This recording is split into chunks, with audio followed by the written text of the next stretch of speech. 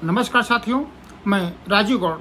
साथियों, सर्वप्रथम 18 मई दिन रविवार को आयोजित होने वाले ट्विटर अभियान हेतु इसमें प्रतिभाग करने वाले समस्त साथियों का मैं हार्दिक आभार और धन्यवाद व्यक्त करना चाहता हूं, क्योंकि उस दिन निश्चित ही आपके ट्वीट्स की संख्या बहुत अच्छी थी।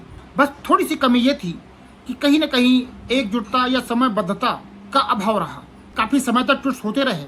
वही ट्वीट्स अगर हम लोग 1 घंटे के अंदर ही कर ले जाते तो निश्चित ही हम ट्रेंडिंग में होते। फिर भी कहीं न कहीं अपनी बात को, अपने संदेश को हम उच्च अधिकारियों तक पहुंचाने में सक्षम हुए, जो कि हमारा उद्देश्य था। आज का वीडियो थोड़ा सा बड़ा हो सकता है। अभी तक किए गए प्रयासों और भविष्य में होने वाले प्रयासों के क्रम में हम लोग चर्चा करेंगे। साथियों, अंतरजनपदीय स्थानांतरण को लेकर के एक बार हमारा प्रतिनिधिमंडल बघेल सर से मिला था। बघेल सर ने उस समय हम लोगों की बातों को गंभीरतापूर्वक सुना। उन्होंने कहीं न कहीं अपने पक्ष को स्वयं कहा कि जो वेटेज प्रणाली है कहीं न कहीं कुछ लोगों तक ही सीमित होकर के रह गई है, इसमें सुधार की आवश्यकता है। उन्होंने हम लोगों से पूछा कि आप क्या चाहते हैं, किस प्रकार से इसमें सुधार हो। हम लोगों ने कहा कि महोदय, इसे वरिष्ठता के आधार पर किया जाए तो कहीं न कहीं यह नियम संगत भी होगा और एक बड़ा वर्ग लाभान्वित भी होगा। महोदय कहीं न कहीं इस बात से सहमत दिखे थे।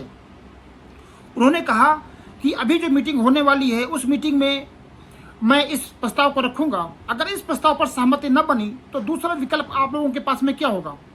हम लोगों का जवाब था कि महोदय, अगर हम लोगों को सर्विस अंक 1 वर्ष के लिए 1 अंक दिया जाता है, अगर यही 1 अंक के स्थान पर 10 अंक दे दिए जाए तो भी कहीं न कहीं यह एक नियम संगत होगा। महोदय ने भी इस बात को लेकर के अपनी सहमति प्रकट की और कहा कि एक ज्ञापन बना करके लाइए और मुझको दीजिएगा और प्रयास कीजिएगा कि इसमें से जनूनी रूप से कम 20 से 25 से अधिक साथियों के हस्ताक्षर हों। सीतापुर के साथी जानते होंगे कि एक मुहिम चलाई गई थी और पुनः बघेल सर को वो ज्ञापन रिसीव कराया गया था। ये बात कई माह पूर्व की है और महोदय ने आश्वस्त भी किया था कि इस बार जो स्थानांतरण होंगे कहीं न कहीं आपकी भावनाओं का सम्मान किया जाएगा और आप लोग इससे लाभान्वित होंगे। तत्क्रम में पुनः प्रयासों के क्रम में हम लोग इसी 13 मई को शिक्षा निदेशालय निषादगंज लखनऊ में एकत्रित हुए और एक मीटिंग की गई। मीटिंग करने के उपरांत एक ज्ञापन डीजी महोदया को सौंपा गया। महोदया ने भी आश्वस्त किया कि कहीं न कहीं जो नियमावली है उसमें विसंगतियां हैं और उसे दूर किया जाएगा। साथियों, यह अभी तक का घटनाक्रम है। आज प्रदेश स्तरीय कुछ ग्रुपों पर 22 तारीख के धरने को लेकर के चर्चाएं जोरों पर रही, जिसमें मेरा भी नाम सम्मिलित था। मैं आप सभी को अवगत कराना चाहता हूं कि हम लोगों का संघर्ष का इतिहास बहुत पुराना है। चाहे पदोन्नति को लेकर के प्रयासों का दौर रहा हो, अभी कुछ समय पूर्व पदोन्नति को लेकर के हम लोगों ने बेसिक शिक्षा अधिकारी महोदय को एक ज्ञापन सौंपा था। इस ज्ञापन में सैकड़ों की संख्या में लोग शामिल हुए थे। उससे कुछ वर्ष पहले ही हम लोगों ने लाख विरोध होने के उपरांत भी अंतरजनपदीय स्थानांतरण को लेकर के एक मार्च निकाला था और जिलाधिकारी महोदय के माध्यम से मुख्यमंत्री को संबोधित करते हुए अंतरजनपदीय स्थानांतरण नियमावली में यथोचित संशोधन करने का आग्रह किया था। यह बात सत्य है कि एक लंबे अरसे से हम लोगों की भावनाओं को ठोस पहुंचाई जा रही है। एक लंबे समय से हम लोगों की भावनाओं को नज़रअंदाज किया जा रहा है, जिसका परिणाम ये हो रहा है कि 4 साल नौकरी करने वाला अपने गृह जनपद में जाता है और एक बार नहीं कई बार लाभान्वित होता है।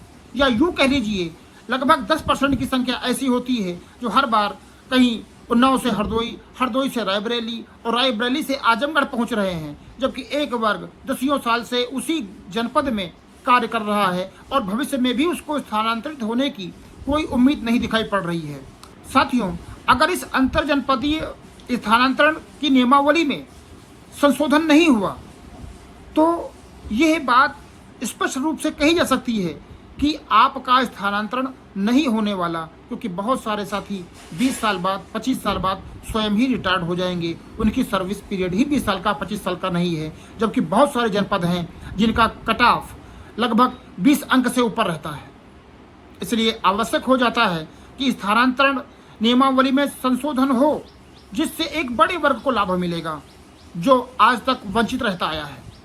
बिना धरना प्रदर्शन के इसका हल शायद होता हुआ नहीं दिख रहा है, परंतु कोई धरना प्रदर्शन अचानक नहीं होता। अचानक आप 2 दिन बाद की डेट घोषित कर देते हैं तो यह प्रभावी नहीं होगा। कम संख्या और निश्चित ही एक समायोजन का अभाव एक नकारात्मक संदेश भी दे सकता है। अतः इस प्रकार की जल्दबाजी से बचना चाहिए। मित्रों, मैं शीघ्र ही कल या परसों में ही एक गूगल मीट करूंगा, जिसमें से आप सभी से आग्रह होगा कि सभी सक्रिय साथी जो कि धरने प्रदर्शन में शामिल होना चाहते हैं अथवा होंगे, वो उस मीट में अवश्य प्रतिभाग करें। साथ ही विभिन्न जनपदों के सक्रिय साथियों से मैं संपर्क करके एक आम सहमति बनाने का प्रयास करूंगा। अगर सहमति बनती है तो हम लोग एक अल्टीमेटम के रूप में विभाग को अवगत भी कराएंगे कि अगर इस तारीख तक सामान्य अंतर जनपदीय स्थानांतरण प्रारंभ नहीं किए जाते हैं या कोई सूचना विभाग की तरफ से नहीं आती है तो हम फला तारीख से धरने पर बैठने के लिए बाध्य होंगे। मुझे विश्वास है कि आप सभी लोग कहीं न कहीं हमारी बातों को समझने का प्रयास कर रहे होंगे।